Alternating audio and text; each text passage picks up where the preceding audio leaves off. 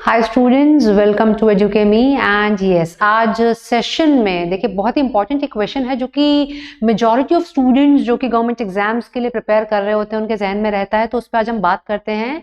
जैसे कि आप देख पा रहे हैं that what exactly is SSC. भाई एसएससी क्या है and the different exams conducted by SSC, आज उसके बारे में हम लोग डिस्कशन करने वाले हैं। जब हम लोग अपनी प्रिपरेशन जो है वो स्टार्ट करते हैं तो काफी सारे क्वेश्चंस ऐसे होते हैं जो कि दिमाग में होते हैं, है ना। तो एकदम बेसिक से बिल्कुल शुरू करते हैं कि भाई सुना तो बहुत लोगों से कि एसएससी की प्रिपरेशन कर लो, है ना, अच्छा जॉब है, अच्छा जॉब सिक्योर हो जाएगा, फ्यूचर जो है वो सेट हो जाएगा। लेकिन बच्चों को पता नहीं होता है कि मैम एसएससी क्या है ना। हमेशा कंफ्यूज होते रहते हैं कि भाई अच्छा प्रिपरेशन कैसे करनी है, एग्जाम क्या है, कौन कौन से एग्जाम्स जो है वो एसएससी कंडक्ट आपके कराता है।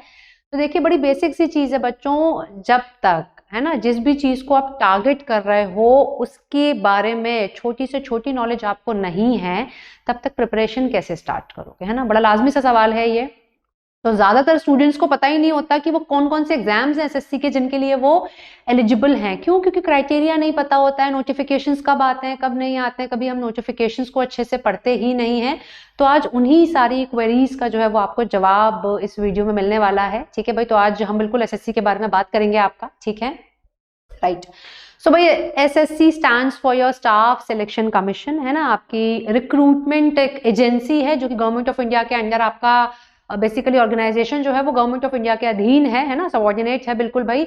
और काफी सारे exams through out the year for various post, आप ग्रुप बी की बात करो, ग्रुप सी की बात करो, ग्रुप डी की बात करो, है ना, अलग अलग eligibility criteria and different notifications के द्वारा भाई काफी सारे एग्जाम्स कंडक्ट कराए जा सकते हैं। उन एग्जाम्स को क्वालिफाई करके डेफिनेटली आप अपनी जॉब जो है उसको सिक्योर कर सकते हैं। भाई आज के जमाने में अगर हम बात करें तो कौन स्टेबिलिटी नहीं चाहता है लाइफ में। हर स्टूडेंट जो है वो चाहता है कि ग्रेजुएशन होने के बाद 10th 12th होने के बाद एक अच्छा सा जॉब जो है उसको सिक्योर कर लिया जाए, देन फर्दर हम लाइफ में जो है वो आगे करेंगे, है ना। तो एसएससी के लिए प्रिपेयर करेंगे, पर कैसे, जब पता ही नहीं है तो एसएससी क्या है या कौन कौन से एग्जाम्स एसएससी कराती है, तो टारगेट को हिट कैसे करोगे, है ना।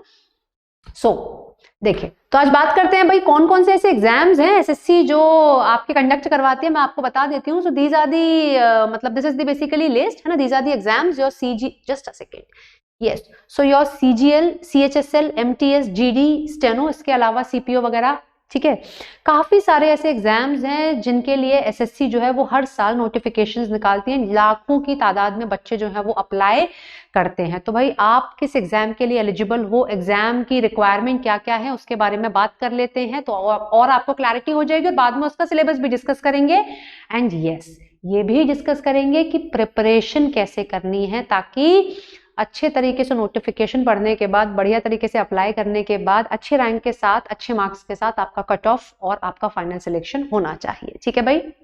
सो राइट, स्टाफ सिलेक्शन देखिए सबसे एक जो एग्जाम है जो सबसे कॉमन मैं बोलूं और सबसे फेवरेट एग्जाम अगर यूथ की बात की जाए, हाईली कॉम्पिटिटिव, सबसे ज्यादा कॉम्पिटिशन जो है वो आपको इसी एग्जाम में देखने को मिलेगा, that is your graduate level, है ना, सीजीएल। भाई इतने सारे स्टूडेंट्स से आप पूछो भाई ग्रेजुएशन के बाद किसकी तैयारी कर रहे हो, सीजीएल की तैयारी कर रहे हो या सीजीएल निकल जाए, एसएससी सीजीएल, है ना। So CGL stands for your combined graduate level. इसी से समझ में आ गया होगा आपको कि एलिजिबिलिटी क्राइटेरिया क्या है, इसका मैं बता देती हूँ बच्चों। क्वालिफिकेशंस आपको क्या चाहिए है, that just a second, yes, qualifications क्या चाहिए है कि भाई अगर आपको अप्लाई करना है तो आपको ग्रेजुएट होना पड़ेगा किसी भी रिकॉग्नाइज्ड यूनिवर्सिटी या फिर इंस्टीट्यूशन से, ठीक है। तो ग्रेजुएट आपको होना पड़ेगा।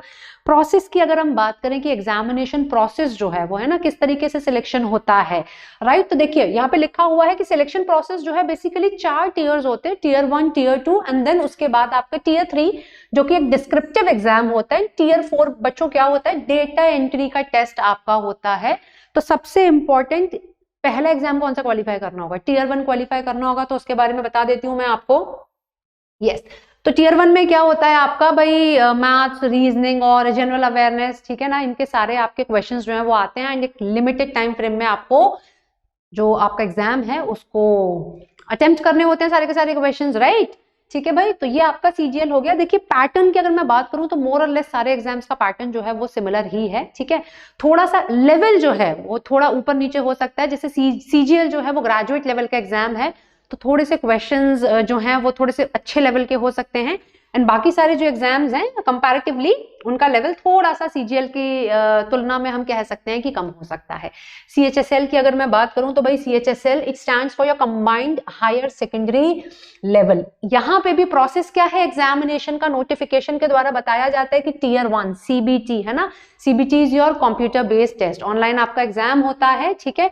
टीयर 2 कैसा होगा बच्चों, डिस्क्रिप्टिव एग्जाम होगा। टीयर 3 में आपकी टाइपिंग स्किल्स है ना, तो बच्चे बोलते हैं मैम टाइपिंग स्किल्स क्यों टेस्ट की जाएंगी, डिस्क्रिप्टिव एग्जाम्स, तो बच्चों अलग अलग जो पोस्ट होती हैं उनकी रिक्वायरमेंट जो है वो अलग अलग होती है ना। तो जिसमें रिक्वायरमेंट होती है कि भाई आपका जो टाइपिंग टेस्ट है वो लेना है तो उसके लिए आपको वो टेस्ट देना पड़ेगा, ठीक है भाई।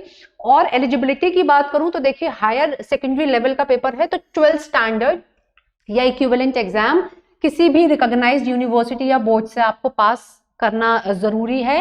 और अगर मैं एज की बात करूं तो न्यूनतम है ना, minimum 18 years and maximum 27 years of age, ये एज ब्रैकेट है आपका। अलग अलग पोस्ट के लिए आप as per the notification apply कर सकते हैं। अगला एसएससी का जो इंपॉर्टेंट एग्जाम है yes your multitasking staff MTS, काफी सारे बच्चे अप्लाई करते हैं भाई इसके लिए भी। प्रोसेस की बात की जाए तो वही पैटर्न आपका देखिए मैंने बोला मोर और लेस सेम रहने वाला है। Paper 1 CBT, paper 2 your descriptive test. Criteria की बात की जाए तो एज लिमिट है बच्चों आपकी 18 वर्ष से 27 वर्ष तक। 10th क्लास जो है वो आपको पास करना इसके लिए जरूरी है, मतलब अगर आप एलिजिबल होना चाहते हैं, आप अप्लाई करना चाहते हैं एमटीएस के लिए तो, ठीक है। इसके अलावा जो आपका एग्जाम है yes your GD constable, general duty constable, SSC conduct कराता है। प्रोसेस अगेन देखिए, अब जो थोड़े से ना पुलिस फोर्सेस से रिलेटेड जो पेपर होंगे वहां पे ऑटोमेटिकली फिजिकल फिटनेस टेस्ट आपका होगा, फिजिकल होता ही होता है, ठीक है। तो यहाँ पे भी क्या होगा, सीबीटी, फिजिकल स्टैंडर्ड टेस्ट और एक मेडिकल एग्जाम, एंड देन उसके बाद फाइनल जो है भाई आपको अपॉइंटमेंट लेटर जो है वो आपके घर पहुंच जाएगा कि ठीक है आपका फाइनल सिलेक्शन हो गया है। तो एज आपकी कितनी, 18 से 23 वर्ष की होनी चाहिए जीडी के लिए अगर आपको अप्लाई करना है। क्वालिफिकेशन क्या, अगेन आपका क्लास 10th। तो देखिए 1 2 3 पेपर ऐसे हैं जिनके लिए क्वालिफिकेशंस जो हैं वो कैसी हैं, सिमिलर हैं, तो आप एक पेपर के साथ साथ बाकी 2 3 पेपर्स के लिए भी अप्लाई कर सकते हो, ठीक है। अभी प्रिपरेशन स्ट्रैटेजी पे बात करेंगे हम लोग, खैर राइट। सीपीओ की बात करूं, बहुत ही मतलब एक तरीके से बोलते हैं ना कि यूथ स्पेशली लड़कों के बीच में तो बहुत फेवरेट है ये वाला एग्जाम आपका सीपीओ का, ठीक है भाई। तो सीपीओ में आपका क्या होता है, योर ये दिल्ली एसआई वगैरह के लिए लोग जो है वो अप्लाई करते हैं, ठीक है भाई। तो प्रोसेस क्या है आपका, paper 1 physical standard, paper 2 medical test, है ना, जैसे पुलिस फोर्सेस के लिए है वेरियस, तो भाई वही वाली बात है कि फिजिकल टेस्ट तो यहाँ पे होगा, बाकी सारा आपका पेपर 1 पेपर 2 मेडिकल टेस्ट, ठीक है, एज जैसे बाकी एग्जाम्स में हुआ था। क्राइटेरिया फॉर जनरल कैटेगरी 20 से 25 वर्ष तक की आयु। मैं रिलैक्सेशन की बात करूं तो जिस हिसाब से रिलैक्सेशन दिया जाता है ओबीसी एससी एसटीज को, सेम वही क्राइटेरिया जो है फॉलो किया जाता है एसएससी के भी द्वारा, ठीक है। यहाँ पे क्या आपको बैचलर डिग्री चाहिए, है ना, मतलब आपका ग्रेजुएट होना जो है वो जरूरी है अगर आपको एसएससी सीपीओ के लिए अप्लाई करना है, ठीक। स्टेनो के पेपर की अगर बात की जाए तो कंप्यूटर बेस्ड टेस्ट है, स्किल टेस्ट है बच्चों। मिनिमम क्वालिफिकेशन अगर इसके लिए क्या चाहिए है, 10+2 दैट इज योर 12th किसी भी रिकॉग्नाइज्ड बोर्ड से, है ना। तो इतना सुनने के बाद तो जो फ्रेशर्स हैं एटलीस्ट उनको समझ में आ गया होगा कि हम किस किस एग्जाम के लिए एलिजिबल हैं, एंड किसी एक एग्जाम के लिए प्रिपेयर करते करते दूसरे एग्जाम के लिए भी प्रिपेयर कर सकते हैं, क्योंकि मोर और लेस सिमिलर सी प्रिपरेशन या पैटर्न जो है वो पेपर का दिख रहा है, ठीक है भाई। तो इतने सारे तो आपके क्या हो गए बच्चों, एग्जाम्स हो गए। अब मैं बताऊं आपको सिमिलैरिटी की बारे में बात करें कि मैम इतने सारे आपने एग्जाम बता दिया, एसएससी इतने सारे पेपर कराता है ना, और हमको तो हमेशा यही सिखाया गया है कि एक जगह फोकस रहो, अपना फोकस एक एग्जाम पे रखो और उसको एक अटेम्प्ट दो and make that attempt as your best attempt, उसको क्वालिफाई करो। अब इतने सारे एग्जाम्स हैं, हम कैसे, हम एलिजिबल तो हैं पर हम प्रिपेयर कैसे करेंगे। तो आपको यहाँ पे क्या करना है भाई, सिमिलैरिटी क्या है सारे के सारे एग्जाम्स में, ठीक है, वो कॉमन चीज है। सिमिलैरिटी से मेरा मतलब क्या भाई, ऐसा क्या है जो सब पेपर में कॉमन है, बड़ी सिंपल सी चीज है। क्या कॉमन है बच्चों, सिलेबस, है ना। सिलेबस क्या है, क्या पूछा क्या जाता है पेपर में आपका, क्वांटिटेटिव एप्टीट्यूड, है ना, क्वांट, ठीक है, क्या गणित मैथ्स, ठीक है, स्कोरिंग है। उसके बाद logical reasoning, your LR, general awareness, ठीक है भाई, general science, English, current affairs.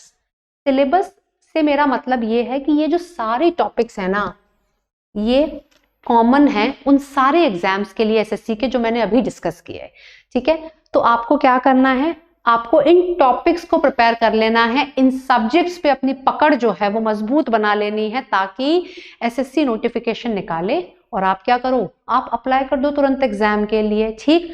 तो बस मैंने आपको क्या बताया, सिलेबस सेम है। हाँ, ये हो सकता है कि जो लेवल होता है एग्जाम का वो वेरी कर सकता है, लाइक सीपीओ का पेपर हो या सीजीएल का पेपर हो तो थोड़े से हार्ड हो सकते हैं, क्योंकि बच्चों ग्रेजुएट लेवल का एग्जाम है तो क्वेश्चंस थोड़े से ट्रिकी वहां मिल सकते हैं। बाकी सीएचएसएल की बात करूं, जीडी की बात करूं तो थोड़ा सा लेवल मतलब मॉडरेट है ना, और इजी लेवल का पेपर वहां पे होता है। तो इन सबको प्रिपेयर करके क्या मैम हम सारे एग्जाम्स के लिए अपीयर हो सकते हैं? डेफिनेटली अपीयर हो सकते हो अगर आप एलिजिबल हो तो प्रिपरेशन कैसे करें? आपने सिलेबस तो बता दिया है ना, मतलब कुछ ऐसा है क्या कि जो एक जगह हम प्रिपरेशन अपनी स्टार्ट कर दें और ये सारी की सारी जो रिक्वायरमेंट्स हैं हमारी वो फुलफिल हो जाए? तो कैसे होंगी भाई, हाउ? बहुत बड़ा क्वेश्चन है ये, कैसे, है ना। तो आपके इस सवाल का जवाब भी आज मेरे पास है, मैं आपको बता देती हूँ। देखिए भाई, यस, एजुकेमी जो है बच्चों वो आपके लिए क्या लेकर आया है, फाउंडेशन कोर्स लेकर आया है, ठीक है भाई। फाउंडेशन क्या होती है किसी भी चीज की? नींव होती है, ठीक भाई। तो फाउंडेशन आपकी जो है वो इस तरीके से बनाई जाएगी, इस तरीके से नींव आपकी सॉलिड रखी जाएगी कि उसके ऊपर आप जो भी एग्जाम देना चाहते हो, चाहे आप शुरुआती तौर पे आप कहां से शुरू कर सकते हो, आप एमटीएस और सीएचएसएल से शुरुआत कर सकते हो, सीजीएल तक जा सकते हो, है ना। The sky is the limit ऐसा बोला जाता है, बिल्कुल भाई। So Edukemy is the platform where success meets you, ठीक है भाई। अपने सपनों को साकार करना है तो एजुकेमी ज्वाइन कीजिए। मैंने बोला ना कि फाउंडेशनल कोर्स है आपके लिए। तो नींव जब भी भाई देखो, बिल्कुल लेमन्स लैंग्वेज में समझा दूं मैं तो, मकान जब भी बनता है, सभी ने बनवाए होंगे अपने घर, है ना भाई, अपन लोग तो मिडिल क्लास फैमिली वाले लोग हैं, तो नींव जो है उसको बहुत अच्छे तरीके से फिल किया जाता है। क्यों? क्योंकि पूरा स्ट्रक्चर उसी पे खड़ा होना है ना। तो ये जो कोर्स है इसको इसी तरीके से डिजाइन किया गया है ताकि जो लोग पहली बार प्रिपेयर कर रहे हों उनको बिल्कुल स्क्रैच से, बिल्कुल बेसिक से, है ना, बेसिक लेवल से एडवांस लेवल तक के लिए प्रिपेयर करवाया जाए एग्जाम के लिए, राइट।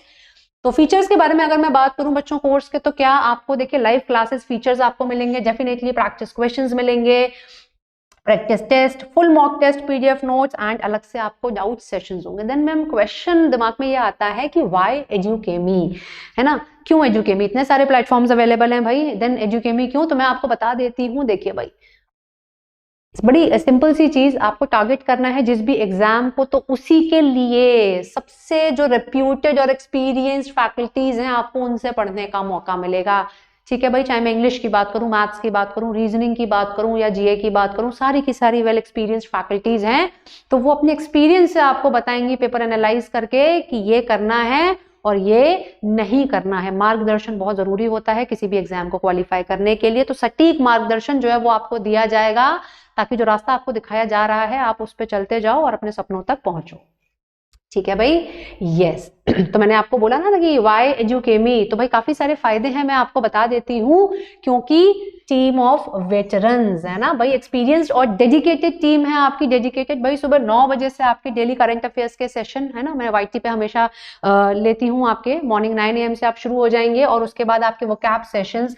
अगर आपको लगता है कि जनरल अवेयरनेस वाला कंपोनेंट मैम मेरा थोड़ा सा वीक है, तो आप उसके लिए अलग से भी कोर्स जो है उसको परचेज कर सकते हैं, ठीक है भाई। एंड सारे के सारे सेशंस जो होंगे या जो टेस्ट हैं, जो क्विजेज हैं, वो इस तरीके से डिजाइन किए गए हैं, बिल्कुल एग्जाम वाली फील आ जाएगी, ठीक है। तो इतनी बार आपकी प्रैक्टिस करवा दी जाएगी ना पहले की, फाइनल जिस दिन एग्जाम होगा उस दिन लगेगा ही नहीं कि एग्जाम दे रहे हो, ऐसा लगेगा मॉक टेस्ट प्रैक्टिस कर रहे हो, राइट। तो इसके अलावा अगर आपको कोई और कंफ्यूजन है regarding exam, regarding the course, और भी कोई चीज, तो आप क्या कर सकते हो, आप एजुकेमी को कांटेक्ट कर सकते हो। You can visit the website, this is our email address, YouTube channel है भाई आपका एजुकेमी फॉर गवर्नमेंट एग्जाम्स, उसको सब्सक्राइब करना ना भूलें। एंड तेजी में, है ना, एकदम जल्दी से क्या करना है भाई, you have to join Edukemy where success meets you. So thank you so much for watching this video. Bye bye, take care. Thank